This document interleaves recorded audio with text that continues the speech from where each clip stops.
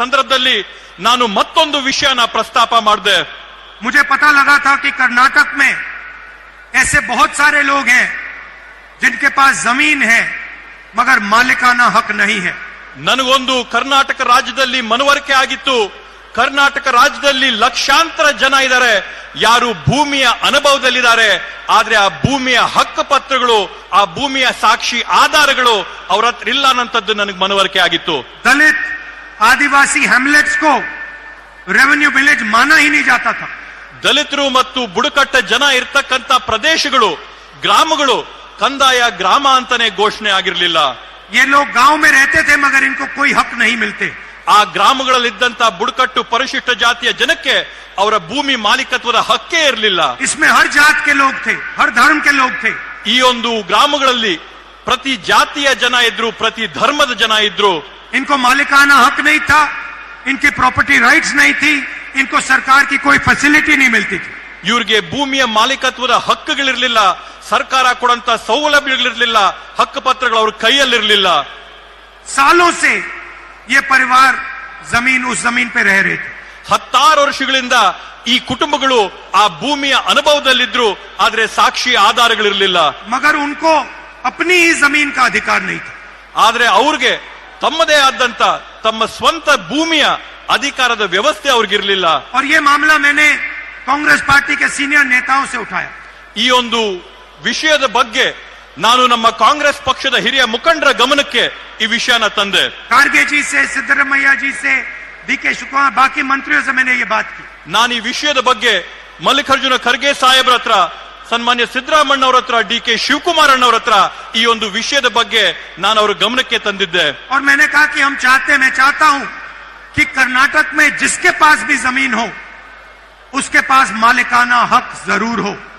ನನ್ನ ಒಂದು ಉದ್ದೇಶ ಏನಿತ್ತಂತಂದ್ರೆ, ಕರ್ನಾಟಕ ರಾಜ್ಯದಲ್ಲಿ ಯಾರೆಲ್ಲ ಕೂಡ ಭೂಮಿಯ ಸ್ಥಳದ ಅನುಭವದಲ್ಲಿದ್ದಾರೆ, ಆ ಭೂಮಿ ಜಾಗದ ಅನುಭವದಲ್ಲಿರ್ತಕ್ಕಂಥವರೆಲ್ಲರಿಗೂ ಕೂಡ ಹಕ್ ಪತ್ರ ಕೊಟ್ಟು ಅವರ ಮಾಲೀಕತ್ವನ ಅವ್ರ ಕೈಗೆ ವರ್ಗಾವಣೆ ಮಾಡಬೇಕು ಅನ್ನೋದು ನನ್ನ ಉದ್ದೇಶ ಆಗಿತ್ತು.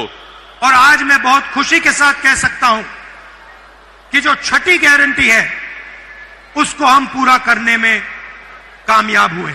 ಇವತ್ತು ನಾನು ಅತ್ಯಂತ ಸಂತಸದಿಂದ ಹೇಳ್ತೀನಿ, ಇವತ್ತು ನಾವೇನಿದು ಭೂ ಮಾಲೀಕತ್ವದ 6ನೇ ಗ್ಯಾರಂಟಿನ ನಾವೇನು ಮನಸ್ಸಲ್ಲಿಟ್ಕೊಂಡಿದ್ವಿ, ಸಂಕಲ್ಪ ಮಾಡಿದ್ವಿ, ಇವತ್ತು ಆ ಸಂಕಲ್ಪನ ಈಡೇರಿಸಿದೀವಿ ಅನ್ನಂತ ಒಂದು ನೆಮ್ಮದಿ, ಸಂತೋಷ, ಶಾಂತಿ ನನಗಿದೆ ಅಂತ ಹೆಮ್ಮೆಯಿಂದ ಹೇಳ್ಕೊತೀನಿ. 1 लाख परिवारों को आज मालिकाना हक कर्नाटका की सरकार देने जा रही है. ಇವತ್ತು ಅತ್ಯಂತ ಸಂತಸದಿಂದ ಹೇಳ್ತೀನಿ, ಕರ್ನಾಟಕ ರಾಜ್ಯದಲ್ಲಿರ್ತಕ್ಕಂಥ 1 ಲಕ್ಷ ಕುಟುಂಬಗಳಿಗೆ ಅವರ ಒಂದು ಭೂಮಿಯ ಹಕ್ಕು ಪತ್ರಗಳನ್ನ, ಮಾಲೀಕತ್ವನ ಈ ಒಂದು ಬೃಹತ್ ಕಾರ್ಯಕ್ರಮದಲ್ಲಿ ವರ್ಗಾವಣೆ ಮಾಡ್ತಾ ಇದೀವಿ ಅಂತೇಳಿ ಹೇಳ್ತೀನಿ. जो इंदिरा गांधी का सपना था, ಇಂದಿರಾ ಗಾಂಧೀಜಿ ಅವರ ಕನಸೇನಿತ್ತು, उसमें उसको पूरा करने के लिए हमने एक बहुत बड़ा कदम लिया.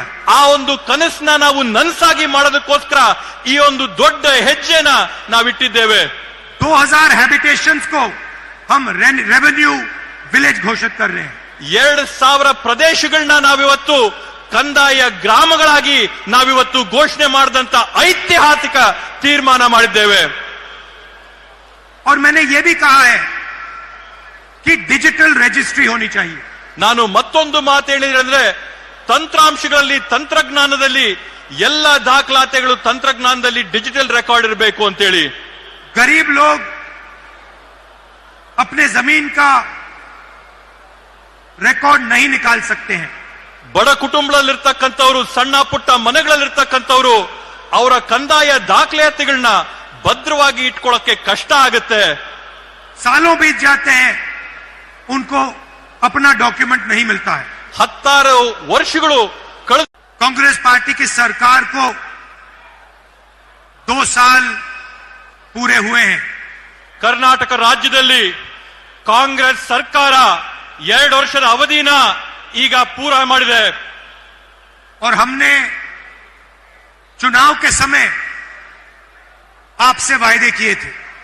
ನಾವು ಕೂಡ ಚುನಾವಣೆಯ ಸಂದರ್ಭದಲ್ಲಿ ತಮ್ಮೆಲ್ಲರಿಗೂ ಕೂಡ ಹಲವಾರು ಆಶ್ವಾಸನೆಗಳನ್ನ ಕೊಟ್ಟಿದ್ದೆವು. 5 गारंटी देने के वायदे किए थे. 4 ಗ್ಯಾರಂಟಿಗಳು ಕೊಡುವಂತ ನಿಮಗೆ ಆಶ್ವಾಸನೆ ನಾವು ಕೊಟ್ಟಿದ್ವು. बीजेपी के लोगों ने कहा कि कांग्रेस पार्टी ये काम पूरा नहीं करेगी।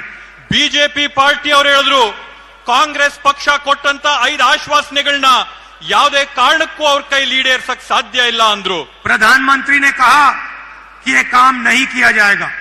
ಪ್ರಧಾನಮಂತ್ರಿ ನರೇಂದ್ರ ಮೋದಿಜಿ ಅವರು ಹೇಳಿದ್ರು ಈ ಒಂದು ಕಾರ್ಯಕ್ರಮನ ಕಾಂಗ್ರೆಸ್ ಪಕ್ಷ ಅನುಷ್ಠಾನಕ್ಕೆ ತರಕ್ ಸಾಧ್ಯವಿಲ್ಲ ಅಂತ ಹೇಳಿ।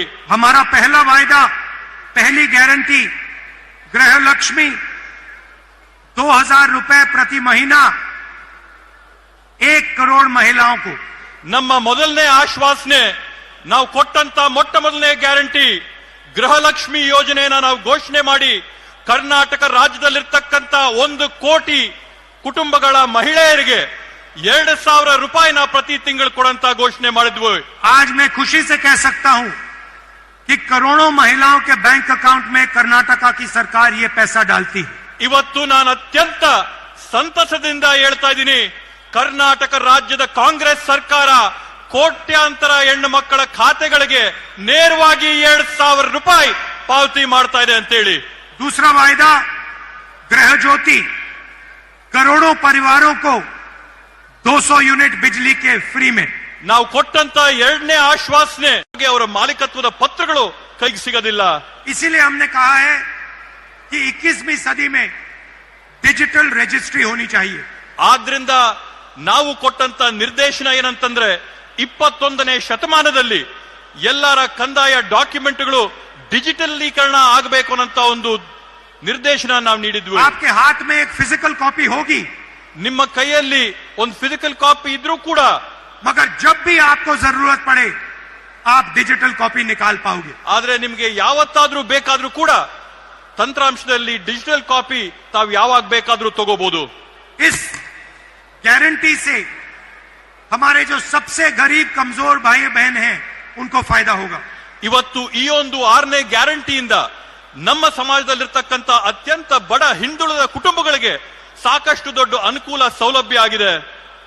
लंबिनी, बंजारा, भोवी, सोलिगा, नायक, इन सब लोगों को, इन सब कम्युनिटीज को फायदा मिलने जा रहा है। ಬುಡಕಟ್ಟು ಸಮುದಾಯಗಳಿಗೆ ಸೇರಿದಂತವರಿಗೆ ಎಲ್ಲರಿಗೂ ಕೂಡ ಈ ಒಂದು ಕಾರ್ಯಕ್ರಮದಿಂದ ಯೋಜನೆಯಿಂದ ಒಂದು ದೊಡ್ಡ ಸಹಾಯ ಆಗಿದೆ। और मैंने एक और बात बोली है। ನಾನು ಇದ್ರ ಜೊತೆಗೆ ಮತ್ತೊಂದು ಮಾತನ್ನ ನಾನು ಹೇಳಿದ್ದೇನೆ। 50,000 ऐसे परिवार हैं 50 जिनके पास अभी भी मालिकाना हक नहीं है। ನಾನು ಮತ್ತೊಂದು ಮಾತು ಹೇಳಿದ್ದೀನಿ, 50,000 ಈ ರೀತಿಯಾದಂತ ಕುಟುಂಬಗಳಿವೆ ಯಾರಿಗೆ ಇವತ್ತಿಗೂ ಕೂಡ ತಮ್ಮ ಹಕ್ಕು ಪತ್ರಗಳ ಕೈಗೆ ಸಿಕ್ಕಿಲ್ಲ। हम चाहते हैं कि 6 महीने के अंदर उन 50,000 परिवारों को भी मालिकाना हक दिया जाए। ನಾನ್ ತಮ್ಗೆ ಆಶ್ವಾಸನೆ ಕೊಡ್ತೇನೆ, ಮುಂದೆ ಬರುವಂತ 6 ತಿಂಗಳ ಒಳಗಡೆ ಈ 50,000 ಕುಟುಂಬಗಳಿಗೂ ಕೂಡ ಅವರ ಹಕ್ಕು ಪತ್ರನ ಕೊಡಂತ ಕೆಲಸನ ನಮ್ಮ ಸರ್ಕಾರದ ವತಿಯಿಂದ ಮಾಡಿಸ್ತೇವೆ ಅಂತೇಳಿ। 2000 रेवेन्यू विलेजेस घोषित किए गए हैं। 2000 ಕಂದಾಯ ಗ್ರಾಮಗಳನ್ನ ಊರ್ಜಿತ ಮಾಡಿದ್ದೇವೆ। हम चाहते हैं कि 500 और नए रेवेन्यू विलेजेस घोषित हों। ನಮ್ಮ ಗುರಿ ಇರ್ತಕ್ಕಂಥದ್ದು ಕರ್ನಾಟಕ ರಾಜ್ಯದಲ್ಲಿ ಇನ್ನೂ ಕೂಡ 500 ನೂತನವಾದಂತ ಕಂದಾಯ ಗ್ರಾಮಗಳನ್ನ ನಾವು ಘೋಷಣೆ ಮಾಡಬೇಕು ಅಂತೇಳಿ। कर्नाटका में कोई नहीं होना चाहिए जिसके पास अपनी जमीन का मालिकाना हक नहीं है। ಕರ್ನಾಟಕ ರಾಜ್ಯದಲ್ಲಿ ಯಾರು ಕೂಡ